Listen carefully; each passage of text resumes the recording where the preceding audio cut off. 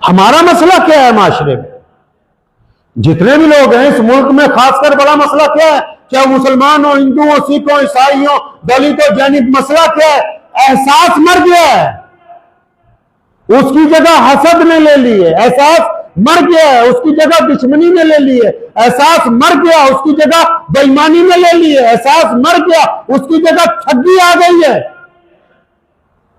एहसास मर गया, उसकी जगह जुल्म आ गया। हमको पता है कि फला बंदा बेकसूर है। खासकर वो लोग सुने जो यूट्यूब चलाते, फेसबुक चलाते, जो सारा दिन डुप्लीकेट वीडियो बनाते, सारा दिन डुप्लीकेट कंटेंट बनाते। एहसास मर गया, क्योंकि टारगेट हराम की दौलत कमाना है, इसलिए एहसास मर गया है। बस किसी की बहन बेटी की तस्वीर कहीं से उठाई, उसको कहीं पे और चिपकाया, किसी खबर के लात बाजू इधर से उठाए, उसको किसी और के सर के साथ चिपकाया, बस सुबह से लेकर शाम तक। क्योंकि एहसास कायम नहीं है, एहसास की जगह हसद है, एहसास की जगह दुश्मनी है कि हमने फलां को बदनाम करना है, हमने फलां को नीचा दिखाना है, हमने फलां को बर्बाद करना है। इसलिए क्योंकि एहसास मर गया है। अब जानवरों में और मरे हुए एहसास के लोगों में कोई ज्यादा फर्क नहीं है, वरना जानवर भी अपने अंदर एहसास रखते हैं। आजकल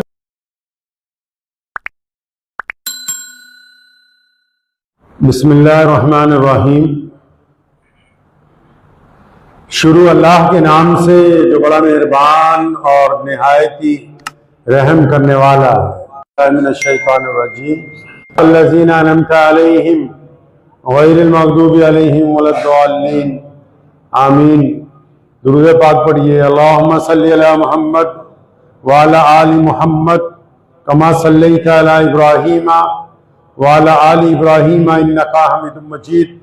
अल्लाहुम्मा बारिक अला मुहम्मद वाला आली मुहम्मद कमा बारकता अला इब्राहीम वाला आली इब्राहीम इन्नका हमीदुम मजीद।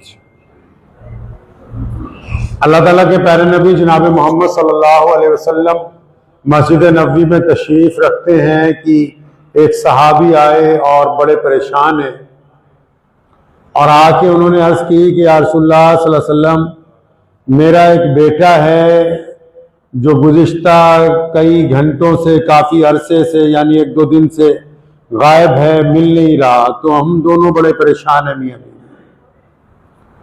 तो उसी वजह से आप सल्लल्लाहु अलैहि वसल्लम की खिदमत में आए कि आप इस ज़िम्न में रहनुमाई फरमाए।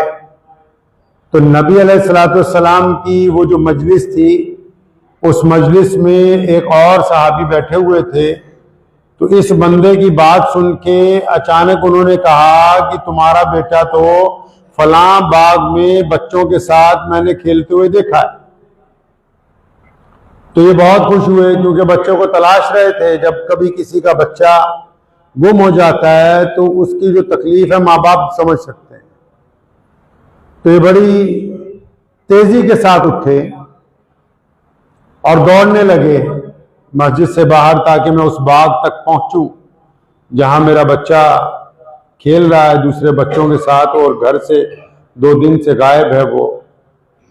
तो हमारे प्यारे नबी हजरत मोहम्मद सल्लल्लाहु अलैहि वसल्लम ने उनको रोका और अपने पास वापस बुलाया। ये जो लम्हा होता है जब किसी का कोई बच्चा या कोई प्यारा, कोई हादसा हो जाए या गुम हो जाए या कोई बात हो जाए, तो उस लम्हे की जो तकलीफ है उसको वही बंदा समझ सकता है जिसके साथ वो गुजर रहा हो। तो नबी अलैहिस्सलाम ने उनको रोका, वापस बुलाया कि मेरे पास आओ। अब वो क्योंकि बाप का दिल था, वो तो 2 दिन से तड़प रहा है कि बच्चा कहां चला गया। वो तो चाहता है कि जल्दी पहुंच जाऊं, जूते भी ना पहनने पड़े, नंगे पांव दौड़ते हुए चले जाऊं। तो नबी अलैहिस्सलाम ने उनको वापस बुलाया। तो आप सल्लल्लाहु अलैहि वसल्लम के पास जब वो वापस आए, तो जो बात नबी अलैहिस्सलाम ने उनको समझाई है वो इंसानियत की जिंदगी का एक राज है। इस मौके पर जो नबी अलैहिस्सलाम ने बात उस बंदे को कही ना, वो जिंदगी जीने का एक तरीका है। आप सल्लल्लाहु अलैहि वसल्लम ने उसे बुलाया, और ये तो जाहिर है कि एक बाप अपने बच्चे को मिलने के लिए तड़प रहा है।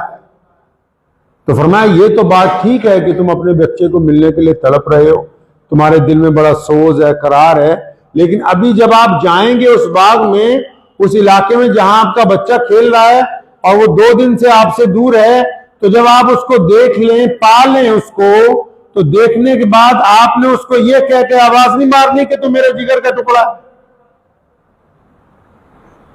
ये नहीं कहना हो मेरे प्यारे बेटे तू कहां था 2 दिन से।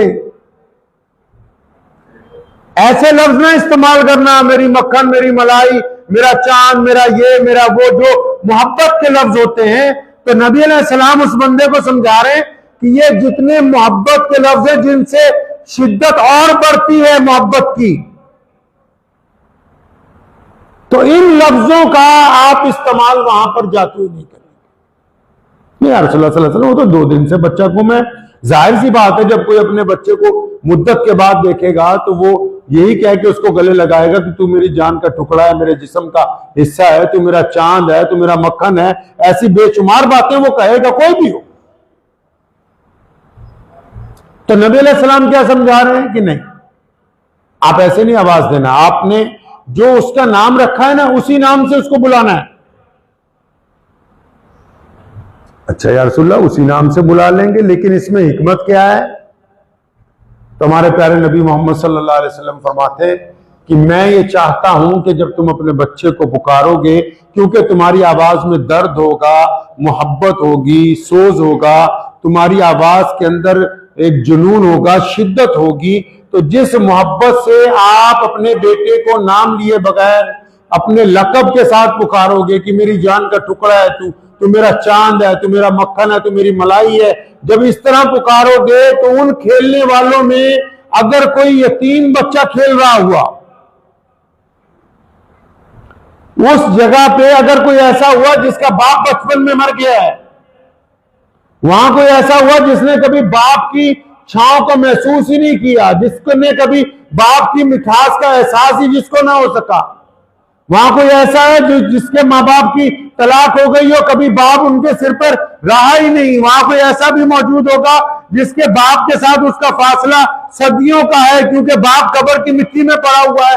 फरमाया जब तुम इस शिद्दत के साथ उस बच्चे को पुकारोगे जो तुम्हारा है, तो उस जगह जो यतीम होंगे, उस जगह जो ऐसे होंगे जिनके बाप का सर पर साया नहीं है, उनके दिल में एक दर्द उठेगा, एक तकलीफ होगी कि काश मेरा बाप भी अगर जिंदा होता तो वो भी इसी अंदाज से मुझसे मोहब्बत करता जिस अंदाज से ये बंदा कर रहा है।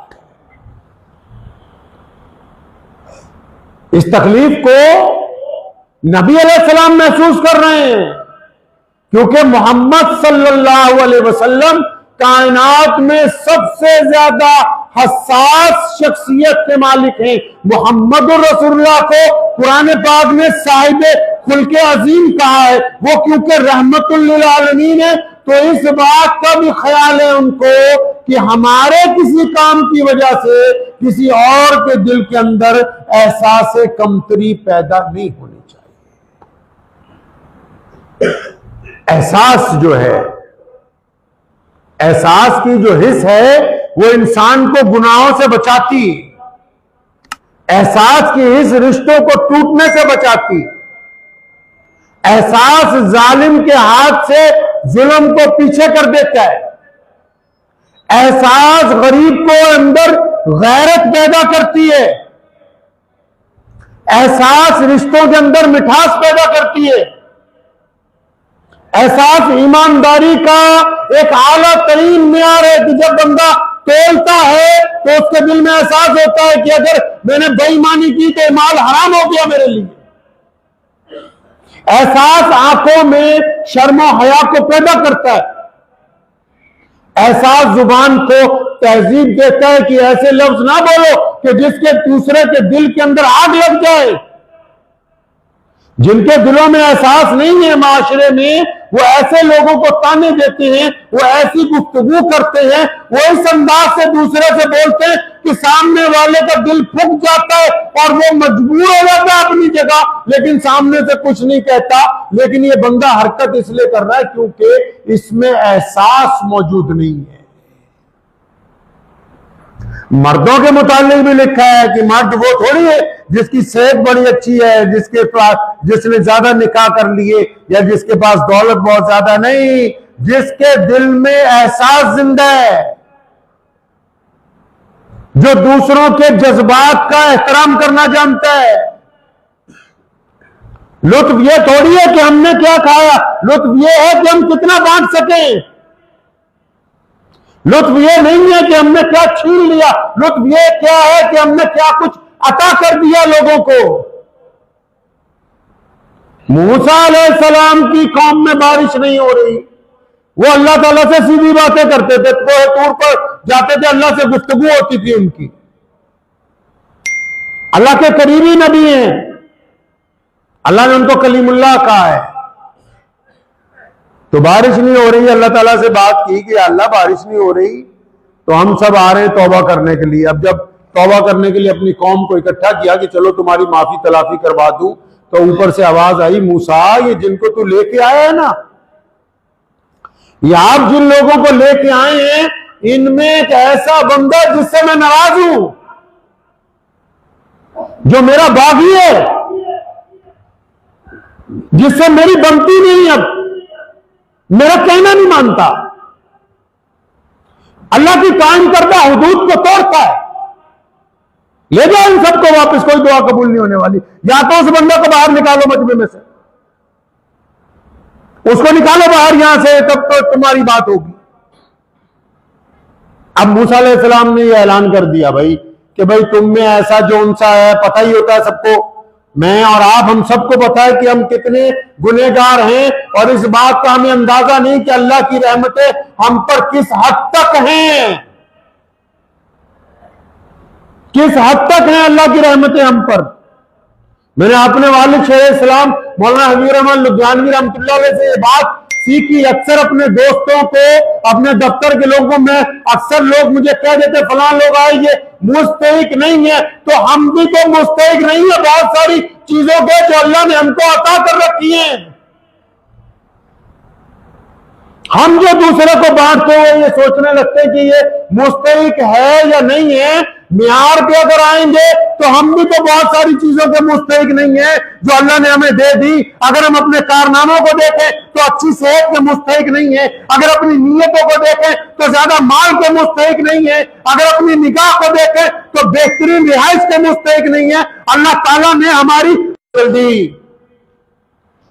अब सबको पता है कौन कितना खराब है, हम सब बैठे हैं यहां, सबको पता है कौन कितना खराब है। लेकिन जो उस मजमे में बंदा खराब था, जिसको पता था कि मेरी अल्लाह से आज तक बातचीत ठीक नहीं हुई, मेरे कारनामे गलत हैं, तो वहां बैठे बैठे उसके दिल में एहसास पैदा हुआ कि या अल्लाह आप तो बड़े करीम हैं। तो बंदे के दिल में बैठे बैठे एहसास पैदा हो गया कि अल्लाह मैं गुनहगार बंदा हूं, तू बड़ा करीम है, मैं तो बहुत गिरा हुआ बंदा हूं, तू बड़ा शफीक है, मेरे गुनाहों की तो कोई मिकदार नहीं है, लेकिन तेरी रहमत का तो कोई अंदाजा नहीं, कोई अंदाजा नहीं तेरी रहमत का। अब उस बंदे के दिल में एहसास पैदा हो गया, वो लोगों में बैठा हुआ एहसास है, नदामत के साथ शर्मिंदा है, आंखें झुकी हुई हैं, सर झुका हुआ है, लोगों को थोड़ी पता है कि इसका क्या मामला है, लेकिन उसके दिल में एहसास पैदा हो गया। अब इधर बारिश होनी शुरू हो गई। अब मूसा अलैहिस्सलाम हैरत से आसमान की तरफ भी देखते हैं और अल्लाह ताला को मैसेज भी कर रहे हैं, या अल्लाह आप तो कह रहे थे कि एक बागी है इनमें, आप ये कहते थे कि इस मजमे में एक मेरा बागी बैठा है, एक जिसने मेरी हुदूद तोड़ दी, जो मेरा कहना नहीं मानता, वो गुनहगार है, जब तक वो उठ के बाहर नहीं जाता हम उस वक्त तक तुम्हारी दुआ कबूल नहीं करेंगे। अल्लाह ने जवाब दिया, मूसा वो जो बंदा बागी था ना, वो जो गुनहगार था, उसके दिल में एहसास पैदा हो गया, उसने हमसे माफी मांग ली, हमने उसको माफ कर दिया, इसलिए उसकी माफी की वजह से तुम्हारी कौम के ऊपर बारिश जो है वो आनी शुरू हो गई। अब यहां अगली बात उससे भी ज्यादा खूबसूरत है। मूसा अलैहिस्सलाम कहते हैं अल्लाह केड़ा हो, बंदा कौन है? हर इंसान को शौक होता है ना पूछने का, भी केड़ा बंदा हो जेदी वजह नाले काम होया, बारिश रुक गई, कौन है? अल्लाह फरमाते नहीं नहीं, आप नबी हैं, नबियों की शान बड़ी बुलंद है, लेकिन एक बंदे का जो रब से राब्ता है ना, अल्लाह कहते हैं मैं अपने बंदे का राज किसी को बताता नहीं हूं, क्योंकि उसने मुझसे माफी मांग ली है, इसलिए हमने उसको माफ कर लिया। अब उसकी इज्जत वकार इसी तरह कायम रहेगा, उसका नाम हम आपको बता नहीं सकते, क्योंकि वो माफी मांग के अल्लाह के करीबी बंदों के अंदर शामिल हो गया है। हमारा मसला क्या है माशरे में? जितने भी लोग हैं इस मुल्क में, खासकर बड़ा मसला क्या है, चाहे मुसलमान हो, हिंदू हो, सिख हो, ईसाई हो, दलित हो, जैनिक, मसला क्या है? एहसास मर गया है, उसकी जगह हसद ने ले ली है। एहसास मर गया है, उसकी जगह दुश्मनी ने ले ली है। एहसास मर गया, उसकी जगह बेईमानी ने ले ली है। एहसास मर गया, उसकी जगह ठगी आ गई है।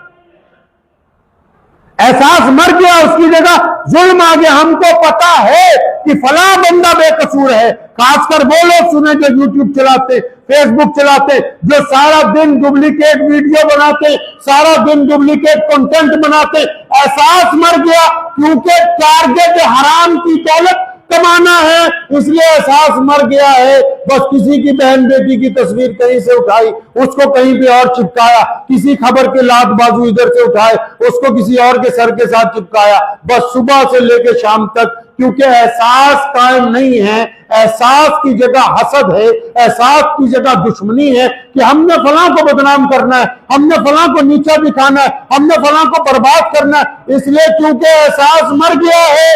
अब जानवरों में और मरे हुए एहसास के लोगों में कोई ज्यादा फर्क नहीं है, वरना जानवर भी अपने अंदर एहसास रखते हैं। आजकल का इंसान उनसे भी मियार के अंदर नीचे जा रहा है।